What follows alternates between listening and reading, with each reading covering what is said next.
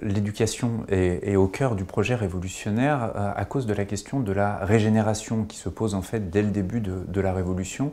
Les révolutionnaires ont attribué la souveraineté à la nation et non plus au roi. Et donc tout l'enjeu pour les révolutionnaires, c'est de trouver comment défaire ce peuple de sujets pour faire advenir un peuple de citoyens capable de faire fonctionner le monde nouveau. Ils imaginent en revanche que ce sera plus facile avec les enfants. Et ici, ils sont largement héritiers de la réflexion des Lumières, notamment la première, c'est celle que l'homme est perfectible, qui est apparue au milieu du XVIIIe siècle chez Grimm, chez Rousseau, et d'une autre idée force des Lumières également, qui est celle de la toute-puissance du pouvoir pédagogique, l'idée d'établir une école primaire qui soit destinée à tous les enfants, qui serait également gratuite, qui dispenserait un enseignement civique. Et c'est le 19 décembre 1793, c'est-à-dire en calendrier républicain le 29 Frimaire II, qu'une loi est enfin adoptée par la Convention nationale et qui fixe un certain nombre de principes fondamentaux, un siècle avant Jules Ferry et la Troisième République.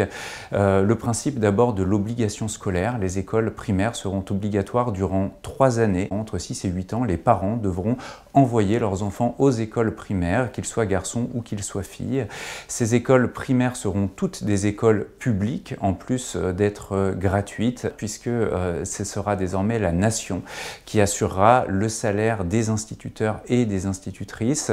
L'exemple le plus abouti de cette école comme micro-république, dans l'ancien prieuré Saint-Martin-des-Champs, dans le bâtiment même du Conservatoire des Arts et Métiers actuel. Cet internat a été fondé par un député de la Convention nationale, Léonard Bourdon, qui est un député montagnard, très à gauche au sein de la Convention nationale. Cet internat, il le crée en 1792, il va exister jusqu'en 1795 et il atteint son apogée en 1793-1794. Donc dans ce Paris de l'an 2, les enfants pauvres sont scolarisés.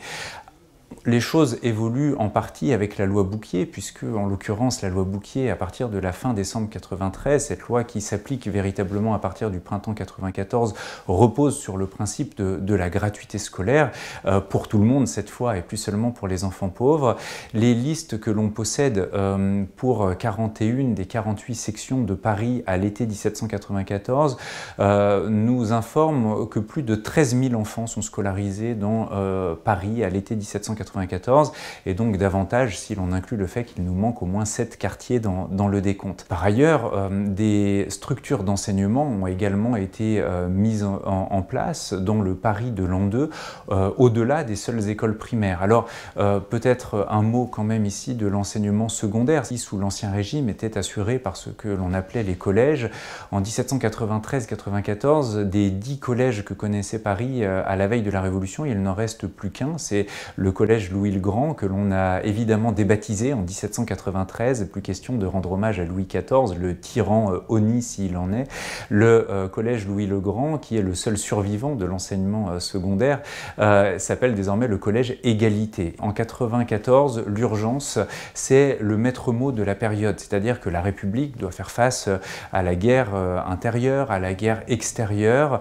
On est en pleine période de gouvernement révolutionnaire qui a pour fonction de sauver la République et de la fonder véritablement dans l'adversité la plus extrême. Et c'est ainsi qu'en février 94 s'ouvre à Paris un cours révolutionnaire qui vise en un mois seulement à former 1 millier d'élèves au raffinage du salpêtre. Alors ça peut paraître rien, le raffinage du salpêtre, mais en réalité c'est la matière qui est indispensable à la fabrication des explosifs de guerre.